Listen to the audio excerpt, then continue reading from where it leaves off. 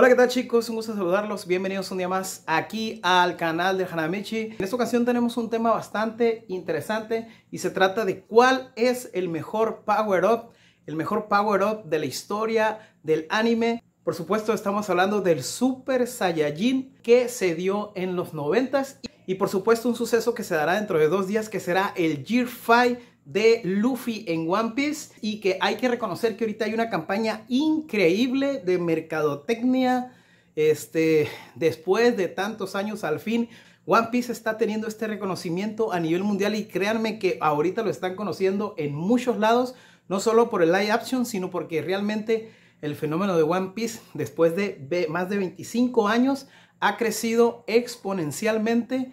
Y hay que reconocerlo, estos son los tiempos de One Piece en el anime. Debo decirles que los dos animes me encantan. Por supuesto Dragon Ball, la nostalgia, nos pega en la niñez, en la adolescencia algunos. Y One Piece, que en este caso pues ya para muchos nos pega ya en la vida adulta, y que después de tanto tiempo de publicación del manga como del anime, pues la verdad es que ya estamos grandecitos los que llevamos ya un seguimiento de One Piece, aunque también hay gente nueva que se está sumando. Vamos a hablar de cuál es el mejor power up de la historia de los dos, y bueno, les hablo con fundamento porque a pesar de que apenas va a suceder en el anime, pues sabemos que ya hace un año, 8 o 9 meses, el Year 5 de Luffy ya sucedió en el manga. Para aquellos que vamos al día, ya sabemos cómo va a ser, qué es lo que va a suceder, porque sabemos que prácticamente el anime es igualito que el manga. 5 criterios por los cuales podamos a medir o a sopesar tanto las características del Year 5 como del Super Saiyajin, y vamos a tratar de dar una opinión objetiva lo más neutral que se pueda.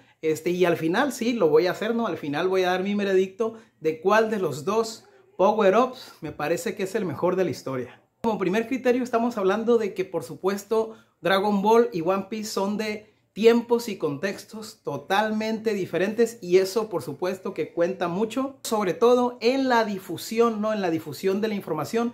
En los 90s no teníamos esta agilidad, ¿no? Esta rapidez de los medios virtuales, las redes sociales, etcétera, etcétera, en el cual pues un fenómeno puede hacerse viral, puede romper todo el internet en cuestión de minutos, en cuestión de horas. Era algo que no se tenía en los 90s, es decir, tenías que esperar, tenías que tener paciencia. Ya había sucedido en Japón hace 5 años, había sucedido en otros países hace 3 años, hace 2 años, y posteriormente nos llegaba aquí en el caso de los 90s en Latinoamérica, que por ahí en el 97-98 vimos el Super Saiyajin. Lo vimos en las pantallas del Canal 5, muchos lo recordarán, que también ese fue un día en el cual en la escuela no se habló de otra cosa, así que sí fue un día como de asueto, ¿no? Los profesores ni clase nos dieron porque estábamos hablando del Super Saiyajin, es decir, a pesar de que en ese tiempo no existía esta masividad de los medios de información, Goku sí que la rompió, así que le doy ahí, en ese sentido, un punto a favor. Otro segundo punto, por supuesto, son que los criterios cambian, y esto tiene que ver mucho con el mundo del anime, con el mundo del entretenimiento, el cual ya ha cambiado, es decir, es desde mi punto de vista más exigente, hay más historias, más series, más anime. Por lo tanto, poder reinar en este tiempo no es tan fácil como quizás en los tiempos de Dragon Ball sí se podía. Incluso en los 90s, y ahora sí ya muy particular, cuando éramos niños, pues realmente los criterios sobre una serie no eran tan exigentes en cuestión de congruencia, en cuestión de argumento. La verdad es que ver poderes, ver golpes, y la verdad una historia de trasfondo que por ejemplo tiene One Piece, esa complejidad no la tenía Dragon Ball en su tiempo. Por lo tanto, vemos que los consumidores de ahora no son tan ingenuos como en aquellos tiempos. Por tanto, a One Piece se le exige mucho más en cuanto a congruencia, argumento, etcétera, etcétera. Ahí tengo un punto a favor para One Piece por mantenerse como el número 1 a pesar de tanta competitividad de hoy en día.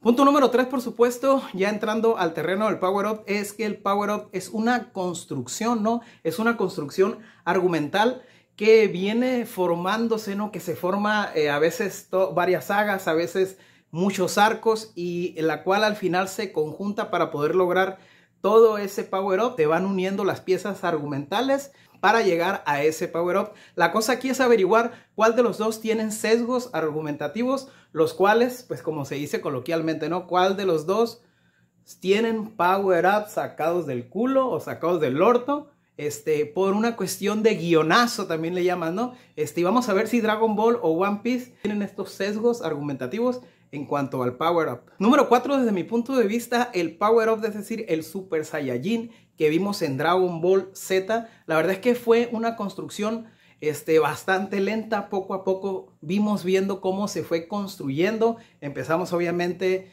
con Dragon Ball, cuando Goku tiene hijo, Raditz, Vegeta, Freezer, que destruye al planeta de los Saiyajin porque tenía miedo que naciera un Super Saiyajin, el cual pues sucedió en el futuro. Digamos que es muy claro este camino congruente para que Goku se convierta en Super Saiyajin. Es decir, desde un principio Akira Toriyama nos los dejó claro que hay un camino a seguir para llegar a este Power Up, y la verdad es que es clarísimo, ¿no? O sea, entendido para alguien, para un niño, ¿no? Porque en realidad estos mangas son shonen.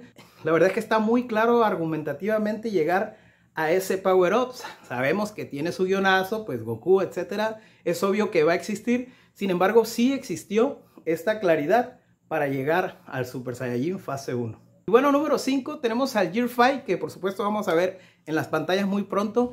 Bueno, la verdad es que el Gear 5, digamos que no se fue construyendo desde un inicio de las sagas, de la saga de Wano, ni la de Ponku Hazard, ni la de la isla de los Gyojin. Ciertamente mencionan, ¿no? Mencionan en la saga de los Gyojin, Robin, que platica con el rey Neptuno, obviamente le habla de Joy Boy, ¿sí? Le habla de Joy Boy. Sabemos que en la saga del cielo Skypiea hablamos de dioses, ¿no? Hablamos de dioses del sol, por ahí vemos pinturas también, por supuesto. Y la Gomu Gomu no Mi, hablamos del despertar de las frutas, etcétera, etcétera.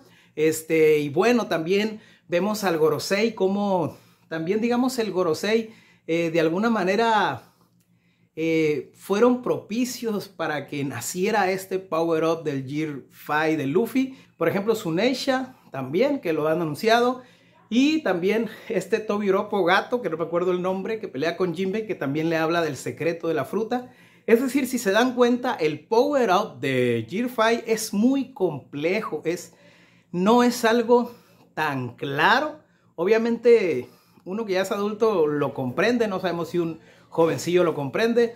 Hace poquito mi alumno me preguntó el Gear 5 y le empecé a explicar de dónde salía. Y bueno, me decía, bueno, es Joy Boy, es Nika, es Dios del Sol, es Gear 5 de Luffy, es la fruta despertada. ¿Qué demonios es el Gear 5? Entonces, si se dan cuenta, es una complejidad, no tiene una claridad, sino que es una revoltura de muchos sucesos que se entrelazan, que tienes que poner mucha atención para entenderles. El Gear 5 es una construcción que, sin embargo, y coincido con algunos que han criticado el Gear 5, fue un poco forzado. Fue un poco forzado, porque si sabían que la fruta de Gomu Gomu no Mi fue robada, ¿por qué el gobierno mundial tardó tanto tiempo en matar a Luffy? Porque lo podían haber hecho con cualquier almirante, lo podría haber hecho el Gorosei, lo podían haber hecho cantidades de entidades que tiene la marina para matar a Luffy y evitar que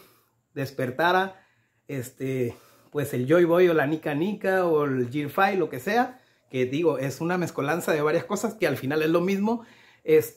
Entonces, si se dan cuenta, estuvo forzado, ¿no? Forzado que hasta la saga de Wano se hablara de que la Gomu no Mi era una fruta muy importante para el gobierno. Después de más de 1000 capítulos, pues, que se hable de este tema así como de isofacto, o sea, así como que sale de la nada. Ah, la fruta de Luffy es súper importante.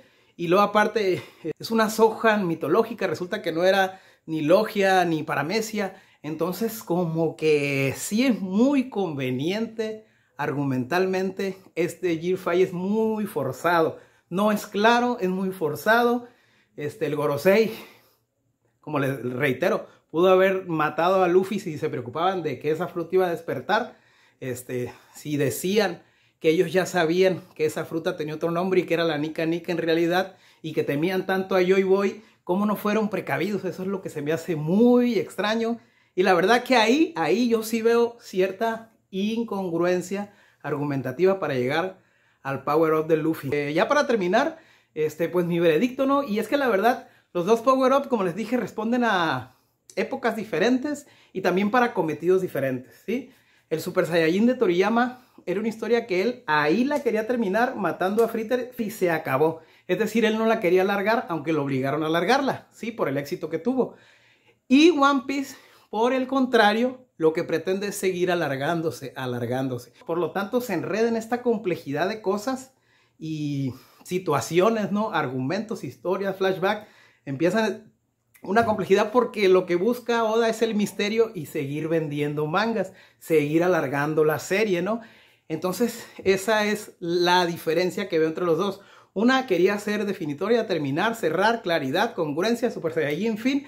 La otra, complejidad para el Power Up, que solamente, pues digamos, la entienden más o menos todos, pero hay gente que le da pereza, ¿no? Tanta revoltura de cosas para llegar al Year 5, que sí son épicas, las escenas, se reconoce, pero Eiichiro Oda lo que quiere es alargar porque posiblemente vaya a haber un Year 6 o un Year 7, etcétera, etcétera. Pero bueno, ahora sí que ya depende de tus gustos y voy a dar mi veredicto de cuál para mí es el mejor Power Up, y para mí es el Super Saiyajin, porque a pesar de la época en la que vivíamos, ese Power Up la rompió y desencadenó todo lo que conocemos del manga. Ningún manga hubiera sido así de famoso después de Dragon Ball, incluso One Piece, si no hubiera tenido este impacto. Ahora sí que Dragon Ball Z, ¿no? Así que lo digo sin ningún tapujo, que ese es mi veredicto. Y bueno, muchísimas gracias. Quiero que comentes aquí cuál de los dos Power Up te gusta más, cuál crees que sea más trascendental. Y bueno, muchísimas gracias. Soy tu gran amigo Hanamichi. Hasta la próxima.